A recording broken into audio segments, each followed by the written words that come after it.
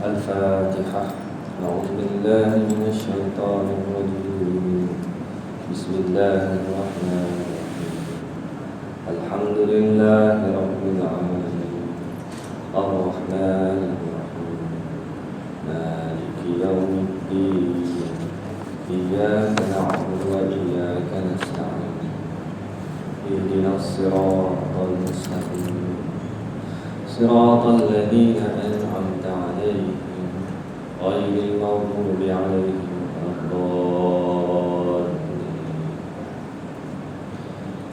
بسم الله الرحمن الرحيم. الحمد لله رب العالمين والصلاة والسلام على أشرف الأنبياء والمرسلين وعلى آله وصحبه أجمعين. سبحانك لا علم لنا إلا ما علمتنا إنك أنت العليم الحكيم. رب اشرح لي صدري ويسر لي أمري واحلل عقدة من لساني يفقهوا قولي. Yang dikasihi pengurusi masjid serta ahli jatuh puasa, tuan imam, tuan-tuan bilal, tuan-tuan guru, para alim ulama, ulama, hadirin muslimin yang dirahmati dan dikasihi Allah Subhanahu wa taala sekalian. Alhamdulillah, pertamanya kita memanjatkan setinggi-tinggi kesyukuran kita kepada Allah Subhanahu wa taala. Dalam kesempatan masa yang ada ini, Allah Subhanahu wa taala masih lagi sudi mengurniakan kepada kita nikmat iman, nikmat Islam dan berbagai nikmat kurnia Allah Subhanahu wa taala kepada kita. Selawat dan salam kepada Nabi besar Nabi Muhammad sallallahu alaihi wasallam. Allahumma salli ala sayyidina Muhammad wa ala ali Muhammad. Allah Subhanahu wa taala berfirman, a'udzubillahi minasyaitonir rajim. Wa man ahsanu qawlan mimman da'a ila Allah wa 'amila shalihan wa qala innani minal muslimin. Dan tidak ada perkataan, tidak ada yang lebih baik perkataannya daripada orang yang menyeru kepada mengesahkan dan mematuhi perintah Allah Subhanahu wa taala serta dia sendiri mengerjakan amalan yang soleh. Dan dia mengatakan sambil dia berkata, sesungguhnya aku adalah orang yang menyatu. Aku adalah orang Islam yang menyerah diri bulat-bulat kepada Allah Subhanahu wa taala. Surah Fussilat ayat 33 menyatakan kepada kita keutamaan orang yang berdakwah, menyeru kepada mengesahkan Allah Subhanahu wa taala. Saya selaku imam di masjid ini mengambil peluang ini untuk kita saling menasihati sesama kita. Tanggungjawab yang kita ada kita tunaikan untuk kita saling menasihati sesama kita. Mudah-mudahan ianya menjadi suatu petunjuk bahawa kita ini adalah umat yang terbaik. Allah SWT kata, kuntum khaira ummati, kamu adalah sebaik-baik. Apakah sifat ataupun ciri umat yang terbaik? Adalah ta'muruna bil ma'rufi wa tanhauna 'anil munkar, menyuruh orang kepada perkara ma'ruf dan mencegah kepada kemungkaran. Kita sama-sama menyuruh manusia kepada kebaikan. Dan dalam bahasa mudahnya, amal ma'ruf nahi munkar adalah seruan dakwah, perkataan yang paling baik. Ahsan qaul, perkataan yang baik adalah perkataan dakwah, menyuruh manusia supaya beriman kepada Allah Subhanahu wa taala. Jadi dalam hari ini insya-Allah kita nak cerita satu cerita kisah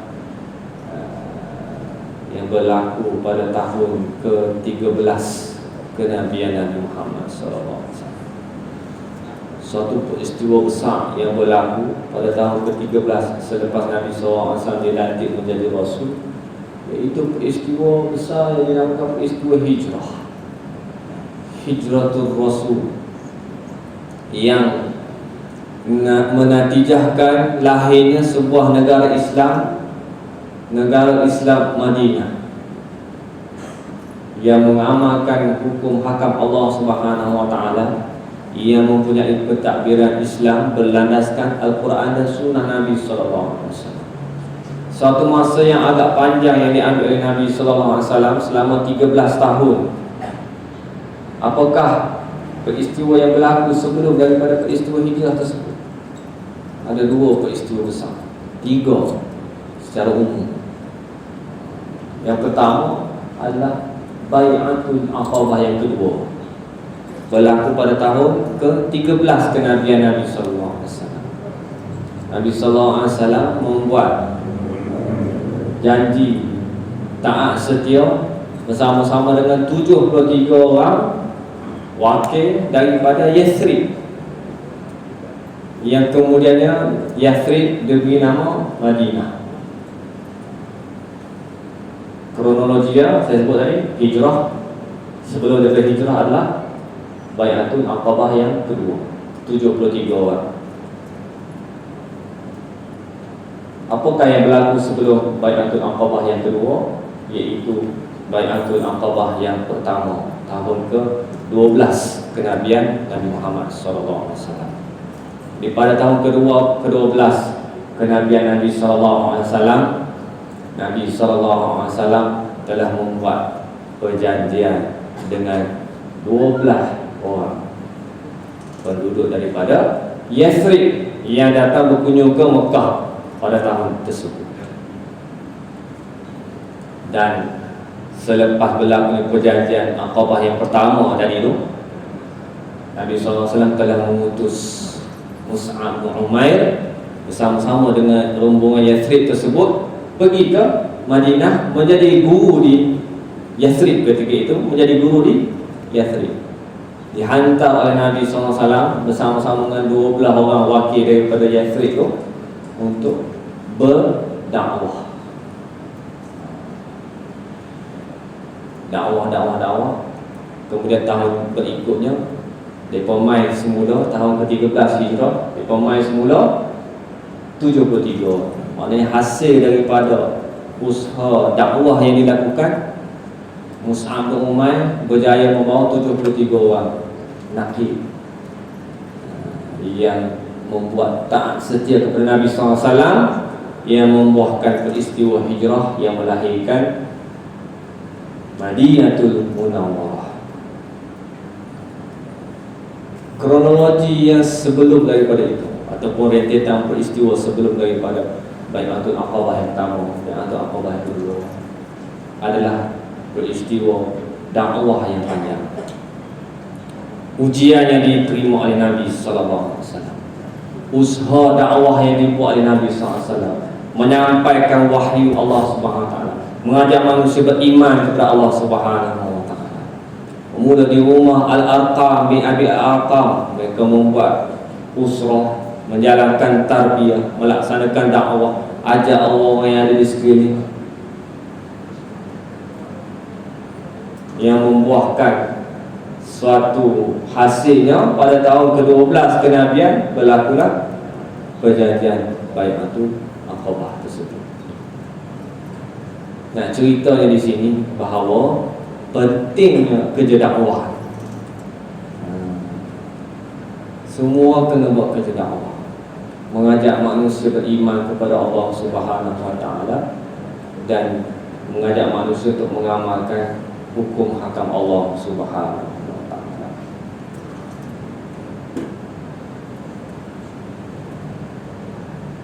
Musim PKP, mungkin pergerakan kita terbatas dan kita kebanyakannya banyak masa di rumah. Maka kita sebagai ketua keluarga, ambillah peranan dakwah ini di tempat rumah masing-masing, di rumah masing-masing. Jalankan tanggungjawab dakwah ini kepada ahli keluarga kita masing-masing. Allah Subhanahu wa taala memerintahkan kepada kita wa'mur ahlaka bis-salat wastabir 'alaiha la nas'aluka rizqan nahnu narzuquk wal 'aqibatu lit-taqwa. Dan perintahkanlah keluargamu, perintahkanlah keluarga kita serta umatmu mengerjakan solat, dan hendaklah engkau tekun bersabar menunaikan, sabar dalam menyuruh ahli keluarga kita untuk menunaikan solat. Kami tidak meminta rezeki kepadamu, bahkan kamilah yang memberi rezeki kepadamu. Dan ingatlah, kesudahan yang baik adalah bagi orang yang bertakwa. Kita ni sebagai ayah, tanggungjawab kita nak pastikan ahli keluarga kita solat. Penting tuan-tuan. Macam Ustaz Zazali sebut dalam kuliah bawah ni, kuliah berkaitan dengan solat. Masalah-masalah dalam yang berlaku di sekeliling kita ni, masalah dalam keluarga, masalah di pejabat, masalah di mana-mana, kunci dia solat.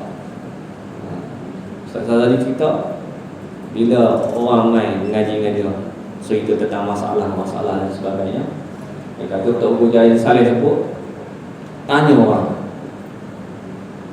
hang solat ke tak solat? Kalau tak solat, mesti ada masalah. Jadi kita sebagai ayah-ayah dalam keluarga, ketua keluarga, pastikan ahli keluarga kita melaksanakan, jaga solat.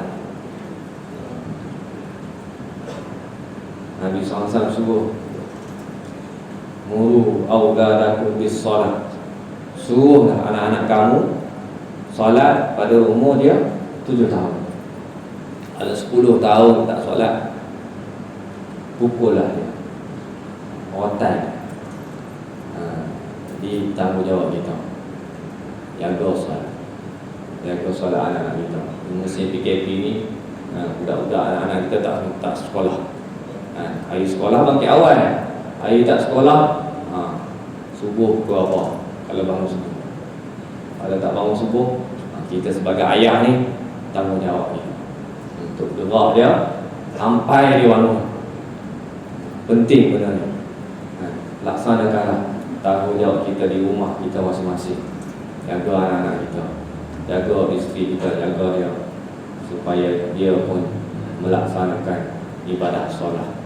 Agar dari sudut tata cara solat yang betul pun kena belajar. Kita di masjid ni pun ada juga kan kuliah-kuliah kaitan dengan solat, nak memperbaiki ibadah solat kita, kena belajar kan. Cara letak tangan di mana, cara bacaan betul tak betul, rukun-rukunnya kena tahu lah. Sebab ini tanggungjawab kita sebagai individu. Semua kena mengaji, semua kena tahu, semua kena belajar. Ia tidak terlepas. Bukan benda fardu kifayah, tapi fardu ain. Jadi kita sebagai ayah, kita kena laksanakanlah tanggungjawab kita betul-betul. Wa'mur ahlaka bis-salat, jaga solat. Jadi kita kadang-kadang kita di kampung kita ni pun kena tengok juga. Kakak maghrib kita bawa motor nak main masjid, kita tengok ada kawan-kawan kita, adik-adik kita masih lagi tu main takraw. Anak-anak kita lah. Bagi masa maghrib pukul 7 apa? 7.05 minit. Maghrib 7.05 minit. Setengah jam sebelum maghrib tu berhenti dah abang ke anak. Yelah bukan senang kalau anak-anak absak lagi lah. Kita masing-masing kena pandai-pandai sendiri lah. Jaga, masing-masing jaga anak masing-masing. Kita jaga diri kita masing-masing. Kadang-kadang maghrib-maghrib pun duduk di bendang lagi, duduk di pejabat lagi, duduk di kedai lagi kan. Sedangkan rezeki itu adalah daripada Allah Subhanahu Wa Taala. Bukan yang padi itu bagi rezeki kat kita, bukan yang mega tu bagi rezeki kat kita. Bukannya kerja atau bagi rezeki. Tidak. Rezeki daripada Allah SWT. Kita jaga hubungan kita dengan Allah Ta'ala, Allah Ta'ala akan jaga rezeki kita. Itu kalau kerja maghrib pun ikut dan kan, tengok masa. Sama-sama lah kita jaga, insyaAllah. Mudah-mudahan kita akan melahirkan masyarakat yang baik, persekitaran yang baik untuk kita diami sama-sama di kampung kita ni kan. Kampung pertama ni kita akan melahirkan suatu masyarakat yang baik, masyarakat yang soleh. Masing-masing jaga tepi kain orang. Tengok ada yang tak betul kita tegur kan. Ada anak-anak orang macam anak kita. Kita jaga kan, bagi nasihat pandai-pandai lah kan. Kalau nasihat cara elok, kita bagi nasihat cara elok. Sembang-sembang, sip-sipi kan. Kalau kena marah, kita marah kan. Jaga masyarakat kita. Ambil berat. Kerana inilah contoh itu kali Nabi Sallallahu Alaihi Wasallam. Dalam dakwah ni juga bukan sahaja kita berdakwah kepada orang Islam. Orang bukan Islam itulah lebih lagi kita perlu berdakwah. Kita ada kenalan-kenalan kita yang bukan Islam, kat pejabat kita, tempat kerja kita, kat sekolah kita, kat kedai kita berniaga. Kita ada customer yang bukan Islam. Kita ada klien yang bukan Islam. Kita boleh berkongsi dunia kita dengan mereka. Kenapa kita tak boleh berkongsi agama Islam kita kepada mereka? Kesian mereka. Orang Islam, dia ada iman dalam hatinya, akhirannya syurga insyaAllah. Tetapi orang yang tidak beriman, akhirnya neraka selama-lamanya. Kita dah berkawan dengan kawan-kawan kita yang bukan Islam. Boleh-boleh adalah sedikit perasaan kita kesian kepada dia. Kalau kita nak kawan dengan dia, tak akhir apa kalau boleh kita kawan juga dengan dia, dengan cara menyeru kepada agama Allah Subhanahu Wa Taala. Kita boleh cakap, kita bercakap. Kita nak bagi bahan, kita boleh bagi bahan. Saya buka belakang tu ada bawa terjemahan Quran Mandarin. Boleh ambil free. Ada tinggal berapa puluh lagi, 20 lagi lebih kurang. Kalau tuan-tuan ada kawan-kawan yang bukan Islam kan, nak bagi terjemahan Quran, dia tulis Cina semua, tulis Mandarin semua, nak ambil tu bagi. Ambil tu bagi, jangan ambil tu simpan. Boleh ambil kat belakang tu, bagi percuma je. Bagi kat bos kita, kok bos kita hilang, kita orang Cina boleh baca Mandarin kan. Cina pun bukan semua boleh baca Mandarin. Sekolah Melayu tak boleh baca. Bagi. Mudah-mudahan itulah yang kita boleh buat. Kita nak cakap pun kita boleh cakap kat dia, boleh sembang kat dia apa pasal Islam gini kan. Sekurang-kurangnya terlepas tanggungjawab kita di hadapan Allah Subhanahu Wa Taala. Takut nanti di akhirat nanti Allah tanya, berkawan dengan sekolah-sekolah ni, boleh berkongsi dunia dengan dia, tapi kenapa tak sampaikan Islam kepada dia?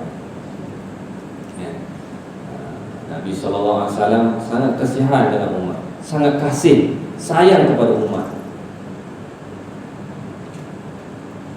Nabi SAW selalu terkenang-kenangkan kalau ada orang yang bukan Islam yang mati, tidak beriman dengan Allah Subhanahu. Hatta Nabi SAW sangat sedih apabila matinya Abu Talib, mati dalam keadaan tidak beriman kepada Allah Subhanahu Wa Taala. Walaupun bertahun-tahun setiap hari Nabi SAW mengajak, menyeru Abu Talib supaya beriman. Berimanlah wahai bapa saudaraku, masuklah Islam wahai bapa saudaraku. Tapi beliau tidak mati dalam keadaan beriman dengan Allah Subhanahu Wa Taala. Walaupun paling rapat dengan Nabi SAW, membesarkan Nabi SAW dari kecil. Bukan sekejap, dekat 50 tahun bersama-sama dengan Nabi SAW. Lahir-lahir dah pegang anak saudara,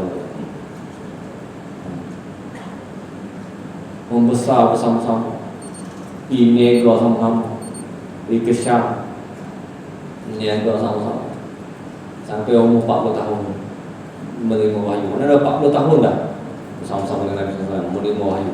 Bermula umur Nabi SAW 40 tahun, Nabi SAW suruh kepada Islam, sampailah tahun ke berapa, ke 10 kenabian Nabi SAW wafat, matilah tadi.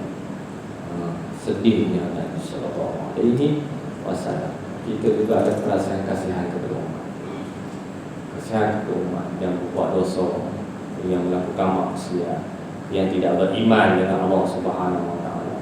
Kalau kita mengharapkan akhiran yang baik kepada semua, kita pun nak akhir yang baik, kita pun nak juga kawan-kawan kita, orang sekeliling kita, adik-beradik kita, sanak saudara kita, anak-anak kita mempunyai akhiran yang baik dalam kehidupan. Akhir yang baik dalam kehidupan, nak masuk syurga Allah Subhanahu Wa Taala. Nak apa lagi?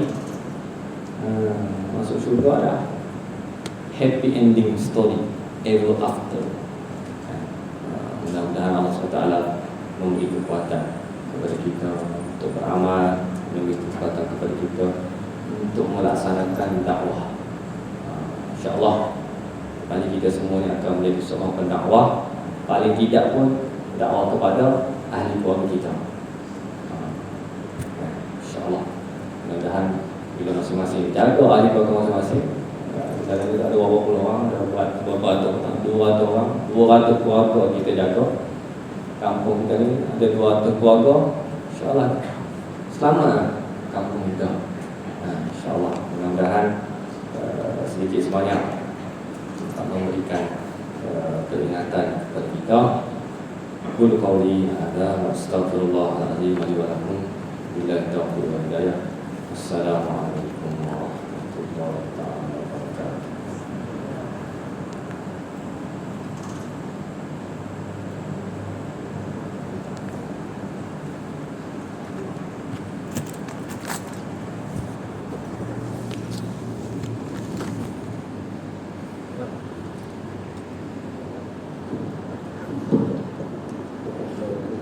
Tak ada di atas tu kan? Oh, boleh.